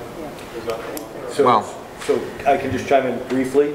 It's for kindergarten, potentially special ed, and now preschool. Because looking long range, if you're saying 5 years out, there might be a mandate for preschool education provided by school districts, three and up. I think that's important information to. Yep. And as we get into that, that's the piece. If for some reason the state and/or the Fed said we need to provide preschool in our current makeup, if it was just an equal or, we have no place in district right now to add all the 3-year-olds in both communities. And I know it's district, but even in Whitman right now, if it was just Whitman specific for preschool, I have no space to provide that. I'm going to be challenged for space with K, but I think we can modify some area. But preschool, if that's there, there's no space. We are starting to run out of space, even with a declining enrollment. Okay. I'm going to move to the vote. Yes. Okay, so the range is 50 to 85 million. Edit number 1. All in favor? And it is unanimous with one of, yeah, it's unanimous. Okay. All right, edit number 2, page 6. Is that? Yeah. And I don't know, is it possible to make the changes while we're going? I don't want to. You guys are a fun group, and I don't want you guys typing that. Page 6, you got it? Okay. Selection process and selection schedule. Mr. Chairman. Fred, yes. Can you read it? So hang on. It's on the draft. Fred's got a question for Randy right here. So we're amending the July 2nd version. Is that what? That's the version that went to MSBA, correct? It's the July 2nd version? And nobody, from what Michelle said today, nobody ever changed the title. They just kept saving different revisions. So she said that's the Word document that we need to be working off of. I think that is our reference point, but I think we need to make sure that our notes are specific as to what was prepared on the draft. This is the one that's in the Google Drive right now. This is the one that's in the Google Drive, the last iteration? This isn't the last iteration of this. Okay. There was a iteration, I think, July 27th. So this is like 3 revisions back. Okay. 13 is the last file that went out. So what's in the Google Drive? So help me out here, tell me which one I'm gonna click on. Okay, so 7/13/21. That's the PDF? I mean, that's The PDF. That's the PDF that Jeff emailed. Yeah, no, they're both in there. I clicked on the wrong one. Okay. No clear here. Okay, so we're good on number 1 because it says now what we want it to say. Yep. Yeah, I was gonna say, it This says. is a PDF, so I can't change it. That's why it's gonna be, that's why we're taking the notes. It says- Okay. it says full And we're committee. recording. All right, and It already says full committee, right? But that's the one you got. I'm sorry? It already says full committee? Where? It's in the Google Drive. It's the one that's on off of Google. The estimated total project cost is what we're changing on edit number 1. Are you on what edit number? Page 6. Okay, let me get to page 6. Yeah, that's why this See, I don't one, know, I'm looking at the one we have here, Fred, in front of us. Yeah, And this one in front of us already says in that first sentence, change phrase, and to recommend no less than 3 years. Okay, it's a little bit different, but it does say appear before the full Whitman Yeah, now we- Feasibility Committee. right, then That already says that, in the final one that got submitted, yeah. that's where it changes out of full committee. the So PDF. this isn't, Right, so Randy, I put up the PDF, which is the one that John Galvin just told me we to can't put go up. by that. So- Yeah, I don't think you can, the corrections, if you go by the 7.2 one, Yeah. are gonna be massive. Right. So we can't go by. So you need to we can't go work by up- what's in our hand.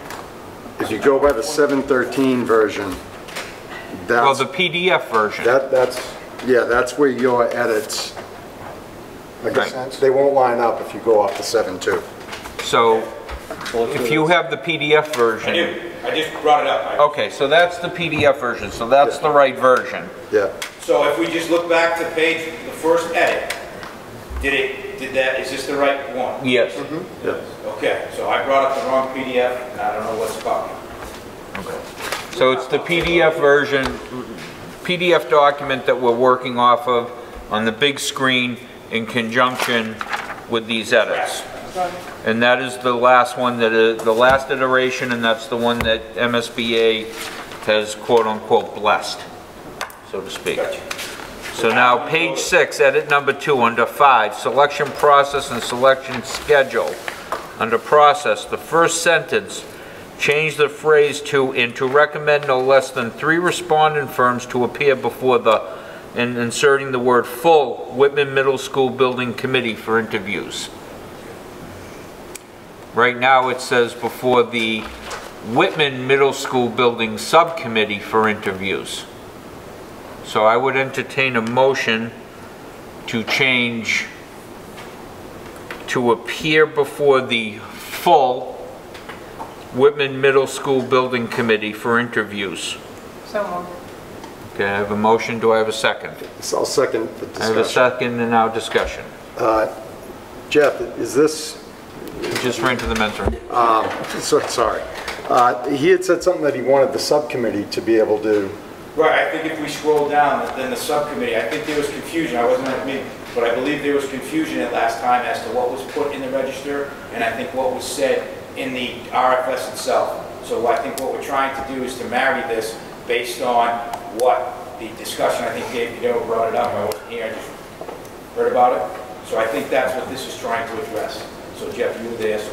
Was that correct? I just got that. That was the edit that Dave brought up, right? so you wanted the subcommittee to be able to interview Interview at least, to pare it down to 3, to present 3 here. to full, Right. right. So I don't think that's, Can The owner has I a don't think point. the subcommittee has the ability to interview in person, what it says right now. right, And that's the edit that we want to have.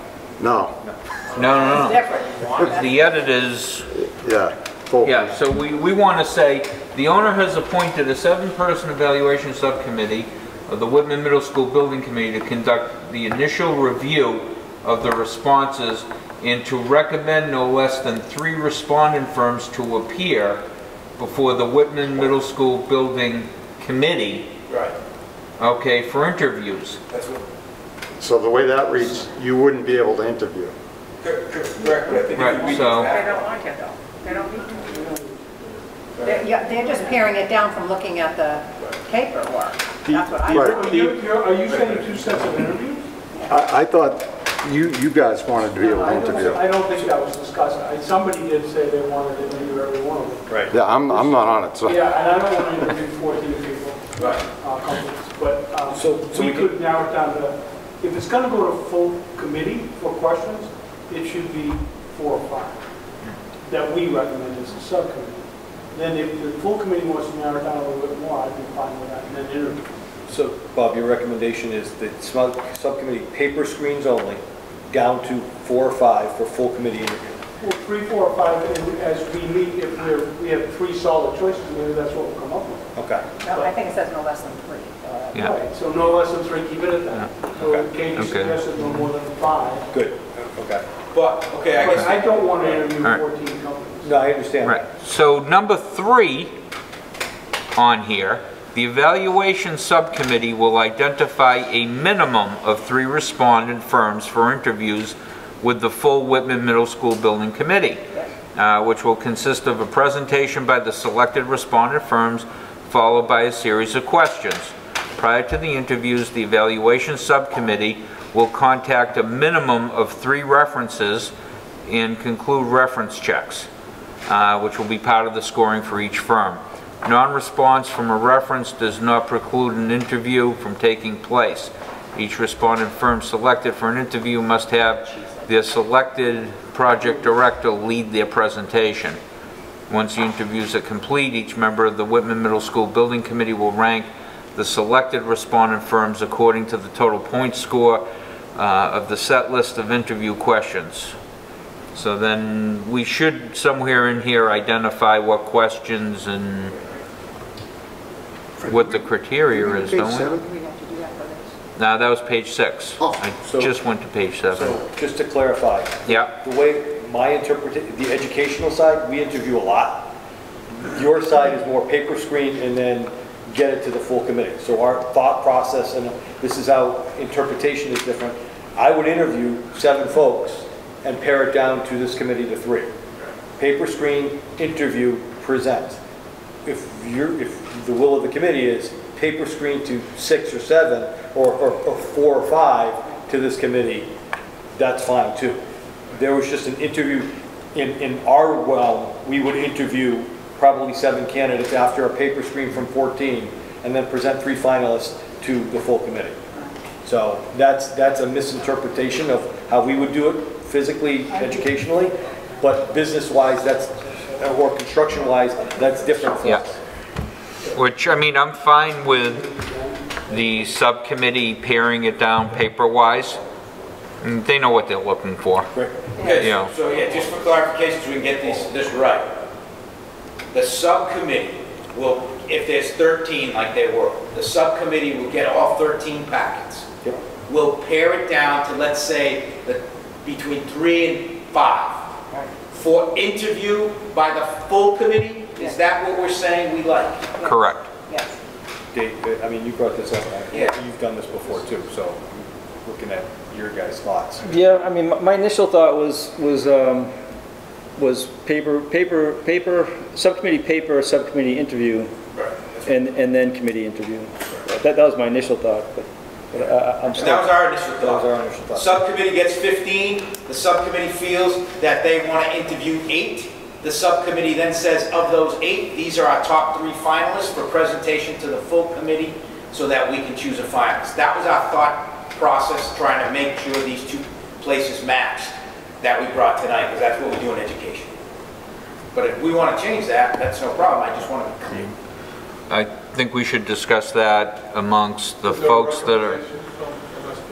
I don't believe so. No, it's a boilerplate that says pare it down. Yeah. Beth? So my only concern is time-wise. Right. To making sure we're fitting everything in the time frame. and to have all those, interviews and then, paper, then interviews, and again, I just want to make sure that that's okay timeline with the dates that we have.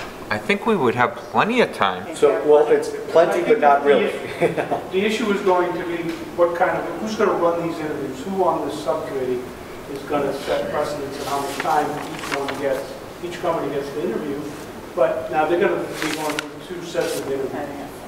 And they're also going to be doing a presentation. I don't know if you've seen what they do, but they'll do a presentation for the committee, and then you can ask them questions. So if they're going to do that twice, and we interview more than 5, that's going to take probably 2 full days. Okay. And we have to limit it to the amount of time we spend on it. Otherwise, it's just going to be screwed up. I'm okay with what you said.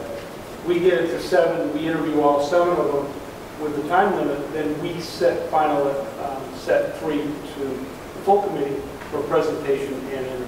Yeah, that was our intention when we did this, and I thought we were trying to take the spirit of what Dave said to clean it up, and that seemed to match with our experience in the education. And Dave, we could give them a number score, take the top 7.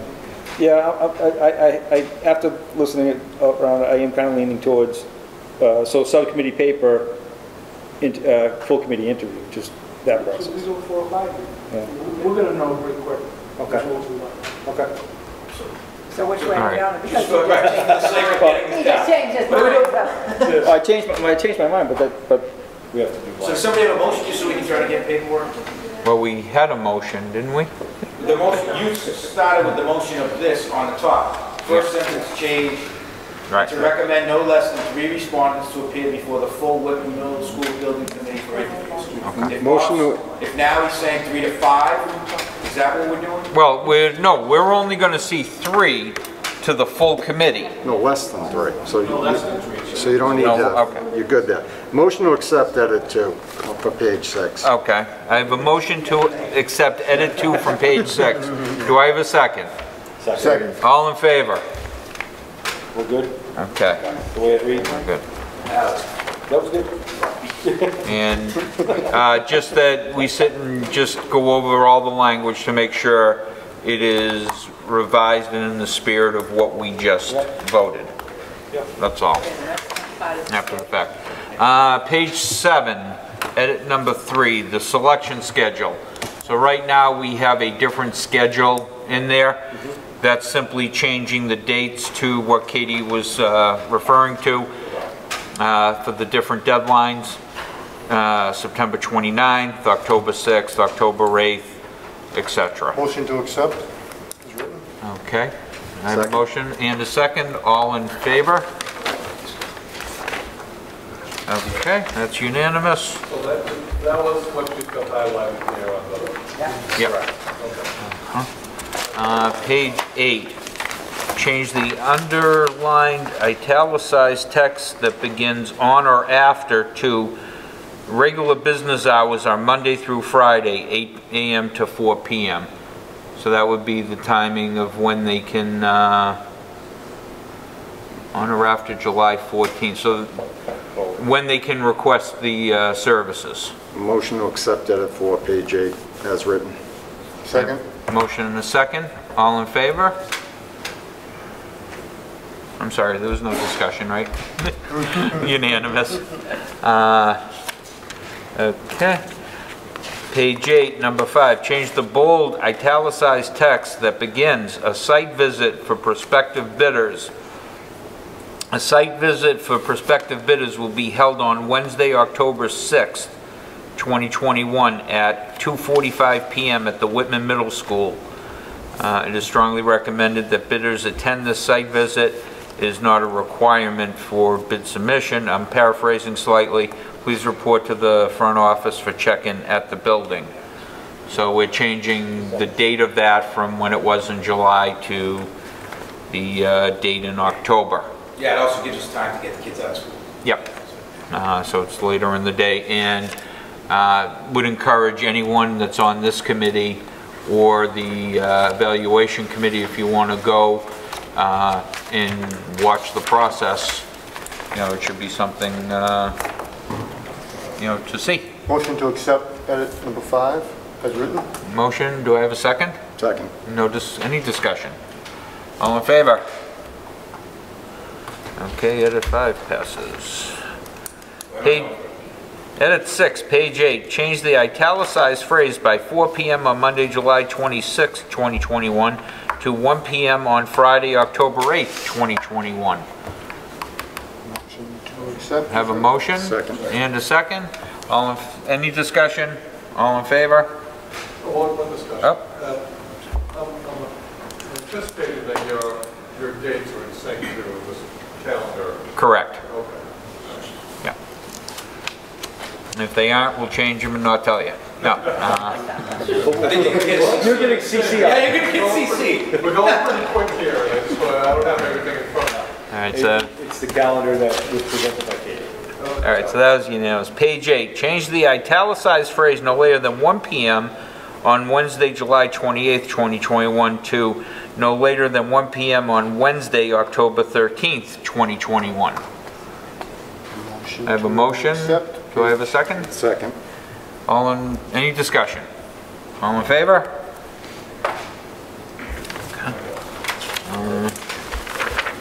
So that concludes what we have for edits. Did anybody have any ideas of anything they wanted to bring to the committee that they wanted to add to the document, perhaps, or add to the requirements of the owner's project manager? Mr. Cordero? I'm not sure if it's appropriate here or not, but, you know, things come to mind, you know, over the past weeks, I you know, just did a quick Google search on other towns and cities that have done MSBA school projects. And they all have, you know, great websites. And I'm just wondering if we want the OPM to manage that website and, you know, in order to make it, you know, transparent, information available for the public. And I don't know if that's appropriate. No, or not. I mean, Great question. Right. It's a great question. I think that'd be a wonderful thing, myself. If MSBA won't allow it, I'm sure they'll tell us. But I think that would be, we could find an appropriate place within the document, you know, as a requirement of what we're looking for and under scope of services, perhaps. I think it was on page 3, talk about the project objectives under consideration by the owner. Yep. Repeat that possible placing. Repeat what you just said, the possible place. George wants to find it up here. Yeah, page 1. Page 3. Page 3? I'm a lot more than a pretty face. Or, It takes me a while. or line, or item number 3 on page 1. No, page 3, under the heading, project objectives under consideration by the owner. The website. Kind of outlines certain, Like another bullet? This, I'm just Yeah. guessing that's Yeah. where we go. Well, what do you think? I think it's automatic about what the OPM does. Everyone that I saw that came to us and presented that they did what they maintain the website. But if you want to specify, go with that spec. We could specify it just as an expectation. Yeah. I don't think it's going to hurt. I think that would be great. So I would entertain a motion that we add a bullet point, you know, to read that that the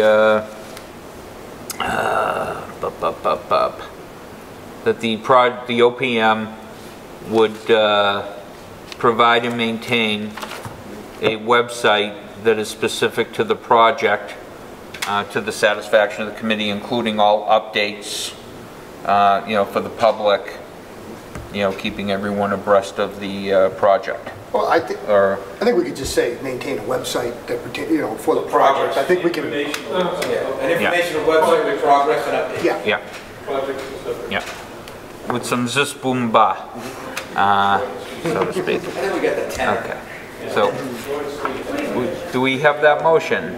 So moved. Second. Second. All in favor? Yeah, we discussed it already, so all in favor? Okay. Unanimous. And we'll do it page 3. That'll go on page 3. Okay, perfect. Does anybody have anything else concerning the request for service? I guess just because we did kind of discuss it briefly, and it may be part of the OPM, just in his normal course of business, taking down this building, and believe it or not, in one of the biggest things that I've talked to people about with this project is the fields. And where haven't seen that, you know, replication of field space, is that something,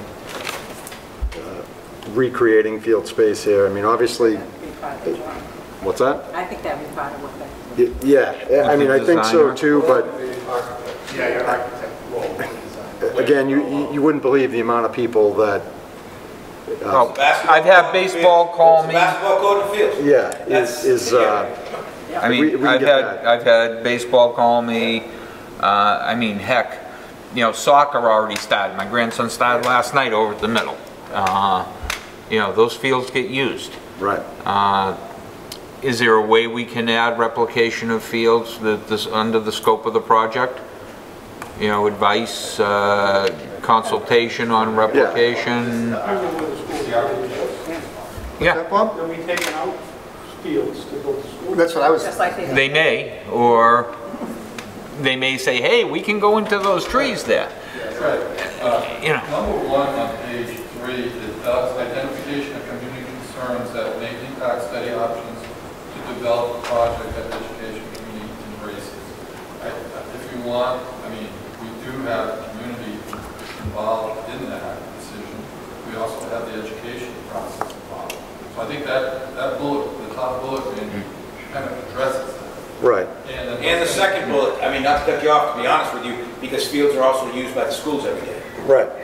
So, I mean, I think you could say identification of community concerns that may impact study options, develop project and education community embraces, not including but not to be limited to, you know, replication or of Relocation. Relocation of fields. Replication of parking lots and fields. We can add that. Yeah. Attached athletic fields. I mean, Okay. you can be clear, if this committee wants it to be clear, we can be clear. I think that it should be clear that, you know, we're looking for someone, if you have that expertise, because that's what we want. Right. And I think you will find that, but I know what you're saying, because you have the Field of Dreams folks, the baseball, softball, you have the Snack Shack folks, you have the soccer field that's fenced in, and then you get to the inside with the size of the gymnasium. I mean, those are active conversations that people are going to want to see. And it's a unique site in Whitman just because probably 60% of our fields are located on this site, so. If your kids are past middle school or you're not quite there yet, you know, and you're only... Is that a motion to include that? I mean, I believe at some point the discussion's out there, and I do think Ernie's bullet point, you know, covers community involvement. And if we can ask during the interviews that be part of it, I'm good with that. I'm thinking if we have that bullet point that lets them know that, hey, if your firm's qualified, show us, because this is something we're looking for too. I don't know. I'll leave it up to the pleasure of the committee. If a prospective person doesn't talk about, like if a prospective company doesn't talk about what they're going to bring to the project aside from the school, I think that's also a telling thing in the interview process. I think we have to have the bullet item in there defined, because if not, then it gets lost in translation. I think if it's defined in there, then when we select one and we go into a contractual agreement, they're not going to come back and say, well, this isn't what I originally bid on. So I think this is basically the bidding, what they're bidding on. Okay. So I have a motion then, on page 3, bullet 1, to add included but not limited to the relocation and replication of fields and parking lots. Yeah. So I put a semicolon, it's already a semicolon. Right after the word embraces. Yeah, and then continue that. Okay. So we have a motion. Do we have a second? We have a second.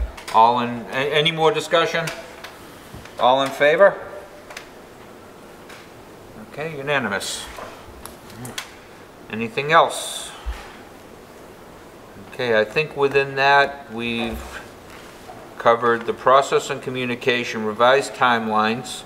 Any other questions on timelines? As I'm just going to go down the list real quick. Okay. Project costs, methodology of determining costs. We touched base on that. MSBA site. The revised RFS review we've just done. Update of building committee members and letter notification to MSBA. I'm just going to find my little cheat sheet here. MSBA has, well, we've been updating it in the last item that we sent in. They still have to catch up with us. But with our vice chair deciding to resign for personal reasons, take care of his wife, we need to fill that vice chair position.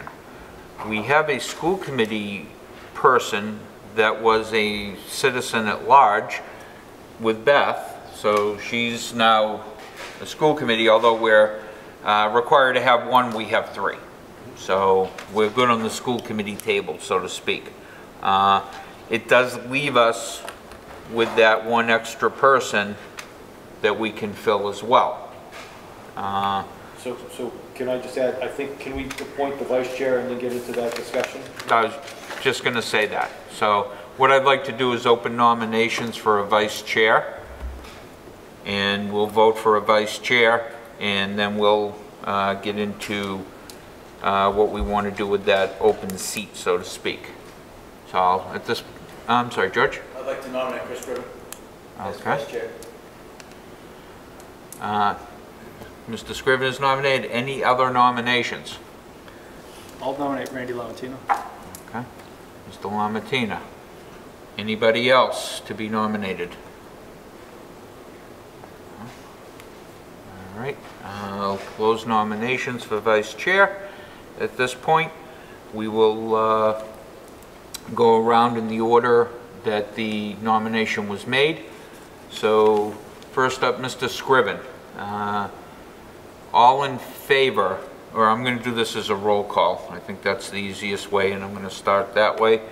All in favor for Mr. Scriven. Do you want to do that, or do you want to just say who we want? Just say who we want. Oh, we want. You can do it that way too. Okay. All in favor of Mr. Scriven? Or yeah, I'll do a roll call and just tell me, yeah, okay, that makes sense. So I'm going to go around this way. Mr. Galvin.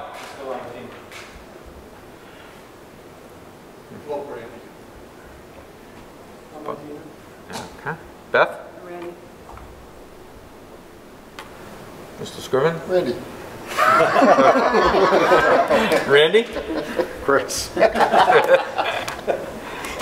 Mr. Lamattina. Mr. Cordero? Lamatino? Randy. Randy. Randy.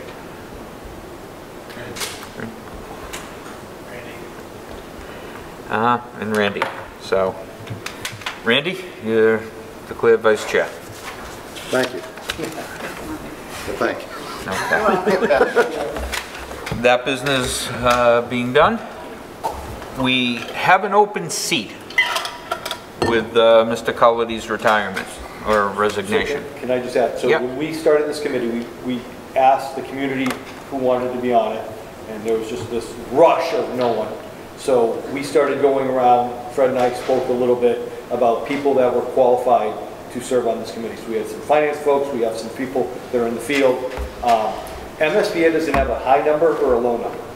So it's up to this committee if you want to fill that spot or not.